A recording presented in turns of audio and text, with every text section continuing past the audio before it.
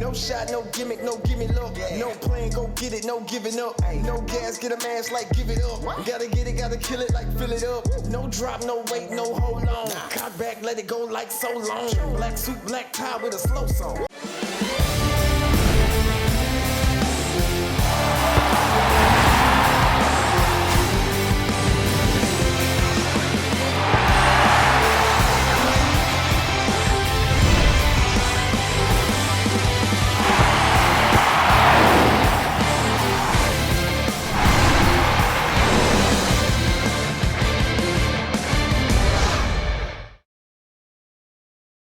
ассалому алайкум бинандагони гиромӣ. мавсими футболи соли 2022 аз 2 апрел соли равон шурӯъ мегардад. пагоҳ қуръакашии тақвими мавсими нав дар кӯхи парфенони шаҳри душанбе баргузор мешавад. дар чемпионати 31-уми тоҷикистон 10 даста истиқлол, клуби марказии варзиши артиш ҳарду аз душанбе, хуҷанд эсхата ин дастаҳо ҳам аз шаҳри хуҷанд, истарафшани истарафшан, хатлон бохтар, файзканди восе, равшани кӯлоб, реград тадази турсузода ва равшани зафаробод иштирок мекунанд. мавсими нави футболи тоҷикистон имсол бо тарҳи нав гузаронида мешавад ва дастаҳо дар ду марҳила бо ҳамқоя меозмӯянд. сипас дар марҳилаи сеюм 5 дастаи беҳтарин бо имтиёзҳои ба даст овардаашон дар гурӯҳи А як давр бозӣ мекунанд ва чемпиони тоҷикистонро муайян менамоянд. дар ин баробар дастаҳо аз рӯи имтиёзҳояшон аз зинаи якум то панҷум ҷойгир мешаванд. 5 клуби боқимонда низ дар гурӯҳи Б муборизаро барои боқӣ мондан дар лигаи олӣ идома медиҳанд ва зинаҳои аз 6 то 10-ро ишғол менамоянд ва ду дастаи поёнӣ дар охири мавсим лигаи олиро тарк карда ба лигаи якум мегузарад. дар маҷмӯъ дар чемпионати тоҷикистон 2022 ҳар даста 22 бозӣ анҷом медиҳад. дастаи регар тадази турсузода дар таърихи худ бори сеюм ҷоми федератсияи футболи тоҷикистонро болои сар бардошт. ин даста ҳанӯз соли 2012 аввалин ҷоми федератсияи футболро ки ба бозӣ гузошта шуда буд соҳиб гардидааст. ин ҳафта дар бозии ниҳоии мусобиқаи имсола футболбозони шаҳри турсузода дастаи ҳосилоти фархорро бо ҳисоби калони 4-0 шикаст доданд. зинаи сеюмро дастаи файзканд комёб гардид. ин лаҳзаҳоро бо ҳам мебинем. регари тадаз ҳанӯз соли 2012 дар финали ҷоми федератсияи футболи тоҷикистон бо хайри ваҳдат вохӯрда бо ҳисоби 1-0 ғалаба карда буд. бори дуввум регар дар соли 2016 ҳам бо хуҷанд қувва озмуд ва бо ҳамон ҳисоби 1-0 бозиро ба анҷом расонид. ин навбат дар бозӣ бо дастаи ҳосилот дар аввал футболбозони дастаи ҳосилот бисёр вазъиятҳои қулаи голзаниро ба вуҷуд оварданд. тавре шумо мебинед дар айди дастаи ҳосилот беҳтарин бозигароне ки дар айди дастаи равшани кӯлоб бозӣ мекарданд ҳузур доранд. ҳасан рустамов, саидамири саидаҳмад, саидхони амрохон, хайрулло азизов, инчунин сафаралӣ каримов ҳам инҷо бо далер чолов ҳузур доштанд. ба ин нигоҳ накарда футболбозони дастаи регари тадас як фурсатҳои мувофиқи голзаниро ба вуҷуд оварданд, чун дар бораи дастаи регари тадас ба шумо гуфта будем ва ҳамин яке аз сабабҳои асосии бозӣ гардид ки дар ин ҷо дар қисми аввал зарбаи пеналти таъин гардид. ҳоло бубинед футболбози дастаи ҳосилот саидамири саидаҳмад бо даст бозӣ кард ва довар пеналти таъин намуд. аммо дар дарвозаи ин даста маъруф нуралиев буд. маъруф нуралиеве ки солҳои 1998, 2001, 2002 дар айди дастаи варзоби душанбе бозӣ карда буду ҳамин гуна пеналтиҳоро аз дарвоза мегирифт ё худ дар муқобили ҳамлагарон ҳамеша пирӯз меомад. ин дафъа ҳам кӯшиши ӯ аз фирӯз бобиев ҳам беҳтар буд ва тавонист ки ин пеналтиро баргардонад, вале футболбозони дастаи регари тадас баъдан ба худ омаданд ва тавонистанд ки дар ин вохӯрӣ пирӯзӣ ба даст оранд. дар қисми дуюм дар дахили 65-ум ҳоло Артур Фозиловро мебинем. ин бозигари ҷавоне ки ҳоло дар ҳайати дастаи регари тадас бозӣ мекунад, ин сол ба ҳайати ин даста пайваста аст ва худро хеле хуб нишон медиҳад. дахили 65-ум як ҳуҷуми хеле хуб аз канори чапи майдон ва ин ҷо мо бозии зебои Фатҳуллоро ҳам дидем ва Фатҳулло бори дигар Артур Фозиловро бо дарвозабон маъруф Нуралиев як ба як баровард ва ӯ ин имконияти хуби голзаниро истифода бурда тӯби дуюм яъне дубли худро ба самар расонид ва ғалаба кардани дастаи Регари Тадазро дар финали 11-уме ки ҷоми Федератсияи футболи Тоҷикистон онро барпо мекунад ғолиб ояд. Дар мавриди дигар боз футболбозони дастаи Регари Тадаз ба додани гол мушарраф шуданд. Ин Шӯҳрат Элмуродов аст ки бозигари ҷавони яъне дастаи мунтахаби ҷавонони наврасони Тоҷикистон ки дар ҷоми ҷаҳон ҳам бозӣ кардааст, ӯ ҳам номи худро ба протоколи бозӣ сабт кард.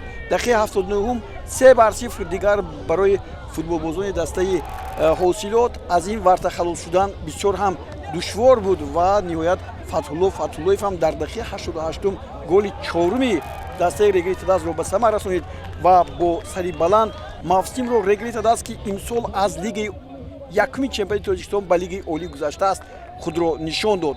Акнун гуфтам ба маврид аст ки дар финали бозиҳо аслан ду дастаи лигаи якум ки соли гузашта ҳарду ҳам Регари Тадаз ва ҳам ҳосилот дар лигаи якум бозӣ мекарданд, тавонистанд ки дар ин финал бозӣ кунанд. Дар ин мадор Хатлон аз Файзканд бо ҳисоби 1-3 мағлуб шуд ва дастаи Файзканд соҳиби мақоми сеюм гардид.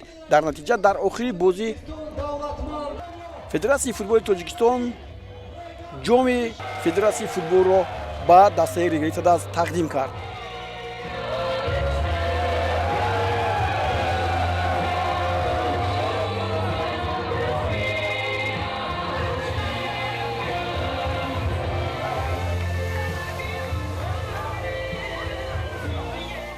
клубҳои футболи мамлакат ҷамъомаду машғулиятҳои таълимию омӯзиширо паси сар карда омодагии худро ба мавсими нав анҷом медиҳанд. Чемпиони Тоҷикистон Истиқлоли Душанбе ки дар шаҳри Анталияи Туркия қарор дорад, дирӯз бозии сеюми худро бо дастаи Валмераи Латвия баргузор намуд ва бо натиҷаи 1-0 мағлуб шуд. ҳоло мо имкон дорем ки бо сармураббии истиқлолиҳо Виталий Григорьевич Левченко мусоҳибаи худро анҷом диҳем.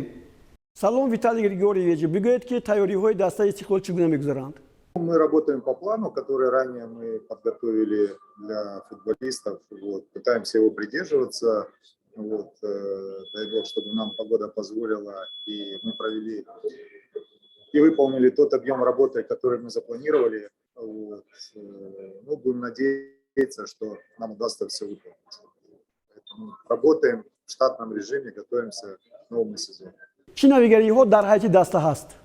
Футболисты есть, вот, некоторые футболисты на просмотре находятся, поэтому сейчас что-то сказать определенное пока не могу, потому что у нас еще осталась одна игра, и после этой игры мы определимся, вот, кого мы оставим в команде. Поэтому сейчас новые футболисты подстраиваются под нашу схему, под наши требования. Вот, посмотрим, у кого-то лучше получается, у кого-то менее лучше получается. Поэтому мы смотрим, и я думаю, что до конца сбора мы определимся с новыми футболистами, которые будут выступать. аз даста беҳтарин бозигарони калидӣ аз ҷумла капитани даста Алишер Ҷалилов, Зоир Ҷорабоев, Алексей Ларин, ҳамчунин Андрей Мищенко аз даста рафтанд. Шумо дар Лиги Чемпионот чӣ гуна бозӣ мекунед? Тяжело, вы вот перечислили всех футболистов. Это все футболисты были лидеры на своих позициях, вот, определяли лицо клуба, поэтому, естественно, нам будет непросто, нам будет тяжело. Ну, что делать? На этом жизнь не заканчивается. Я думаю, мы выйдем с этой ситуации с честью и с высоко поднятой головой. хабаре буд ки Риёта Нома ва ҳамчунин Нуриддин Давронов ба даста ҳамроҳ шуданд. Ин дуруст аст? Да, он приехал на сбор, который у нас был в Душанбе. Он получил очередную травму, растяжение задней поверхности бедра. И мы посчитали, что как бы, он нам не поможет в этой ситуации, в которой нас ждет новый сезон. И нам пришлось отказаться от него, пожелать ему удачи, вот, и найти себя в новом клубе. То, что касается по Нуриддину Давронову, да, он с нами работает. Вот, я думаю, что это качественный игрок, который уже играл в Лиге Чемпионов, имеет опыт игры в Лиге Чемпионов. Я думаю, он нам поможет в этом сезоне. дар шаҳри Душанбе мо як гурӯҳ бозигарони навро дар ҳайати даста дидем, аз ҷумла Владимир Касминин ва дигар бозигароне ки дар инҷо ҳузур доштанд. Онҳо дар даста ҳастанд? Из тех игроков, то, что вы перечислили, с нами находится только Касминин. Все остальные футболисты ищут себе другие клубы. и занимается поиском своего трудоустройства. Легионеры будут, по-любому будут легионеры, но я говорю, что мы до конца сбора определимся, кто у нас останется и кто будет защищать цвета Истихова на международной арене. чун бори аввал баъди қуръакашии лиги чемпионҳо бо ҳам вомехӯрдем пурсиданӣ будам ки оё шумо гумон мекардед ки бо Аль-Ҳилол бори дигар дар гурӯҳи А қова меозмоед? Жребий выпал, мы попали в группу сильную, поэтому нам надо с честью выходить из этой ситуации и из этой группы. Вот. Поэтому мы серьезно готовимся и вот хотим серьезно усилиться перед Лигой чемпионов. соли гузашта дар лиги чемпионҳои Осиё шумо ҳамаро дар ҳайрат гузоштед. Ин сол чӣ гуна бозӣ карданӣ ҳастед? Я думаю, что безвыходных ситуаций не бывает, поэтому мы понимаем, что нам будет тяжело, нам будет сложно. Плюс все эти команды, которые вы перечислили, они уже не будут воспринимать нас как темную лошадку и будут относиться к нам серьезно. Поэтому нас ждут очень серьезные игры, очень серьезные испытания. И я думаю, что мы хорошо подготовимся и хорошо сыграем в этих играх. хуб нақшаҳои ояндаи шумо чӣ гуна ҳастанд? Кай ба Душанбе бармегардед? У нас еще осталась одна игра, вот, это 2 числа. Но, насколько я знаю, вот, это украинская команда первой лиги Оболонь. Вот, насколько мне сегодня, я владею информацией, что мне позвонил организатор, и Оболонь вроде как отказывается играть, по причинам, которые вы все знаете, поэтому будем искать замену, и я думаю, что мы найдем какую-то достойную команду, с которой пройдем спарринг 2 числа. Возвращается Истихов 4 числа. 4 числа будет вылетать в Душанбе. Я думаю, что 4 числа мы благополучно приземлимся в международном аэропорту Душанбе. саломат бошед. барномаи худро идома медиҳем. дастаи Персиполиси Эрон ки дар он Ваҳдат Ҳанонов ва Манучер Сафаров бозӣ мекунанд, дар даври навбатии лигаи бартар бар Месси Рафсанҷон бо натиҷаи 3-1 пирӯз гардид. Ваҳдат дар ҳайати даста то ба анҷом дар майдон буд. таваҷҷӯҳ мекунем. Манучер Сафаров ҳамин тавр ҳам то ба анҷоми вохӯрӣ ба бозӣ ҳамроҳ нашуд ва Яҳьё Гулмуҳаммадӣ ки дигар бозигарро иваз намуд, бозигари моро ба майдон наовард. дар натиҷа дар ин вохӯрӣ дар дақиқаи 19-ум Персиполис тавонист ки ҳисобро боз кунад. Абдӣ буд ки дар дақиқаи 19-ум кораш омад кард ва ҳисобро боз кард, вале дар дақиқаи 22-ум Месси Рафсанҷон ки ин дастаҳо бо ҳам то ин дам 3 вохӯрӣ анҷом дода буданд. Оло гузариши Абдиро бибинед, хеле хуб бо дарвозабон рӯбарӯ омад ва аниқ тӯбро ба тури дарвоза равон кард. Чун ин дастаҳо гуфтам 3 бозӣ гузаронида буданд, як бозӣ мусовӣ анҷом ёфта буд ва дар 2 бозии дигар Персиполис ба пирӯзӣ ноил шуда буд. Аммо Месси Рафсанҷон бо зарбаи Алиёрӣ ҳисобро дар дақиқаи 22-ум баробар кард ва бибинед инҷо Ваҳдат Ҳанонов аз назди тақрибан ӯ ин тӯб вориди тури дарвоза гардид ва муҳофизатгари мо ба Персиполис дар ин ҷо кӯмак накард. ба ин нигоҳ накарда футболбозони Персиполис дигар бартариро ба пуррагӣ ба дасти худ гирифтанд ва комёбиниё дар дақиқаи 35-ум голи дуюми Персиполисро ба самар расонид. Дар ҷадвали мусобиқоти ин кишвар ҳанӯз даври 20-ум ҳам паси сар шуд ва Истиқлоли Эрон шаҳри Теҳрон бо 48 имтиёз дар зинаи аввал аст. Персиполис бошад ҳоло ки бо ҳисоби 2-1 ба сафи пеш баромад, тавонист ки 45 имтиёз ба даст орад ва ҳоло боз як голи футболбозони дастаи Персиполисро мебинем ки ин голи дубли Абдӣ буд ки дар дақиқаи 74-ум ба самар расонид ва ин тӯби задааш. ҳоло бубинед ҳамин тӯбе ки мо шумо мебинем ин дақиқаи 74-ум аст. Персиполис бо ҳисоби 3-1 пирӯзӣ ба даст овард ва мавқеашро дар зинаи дуввум устувор нигоҳ дошт.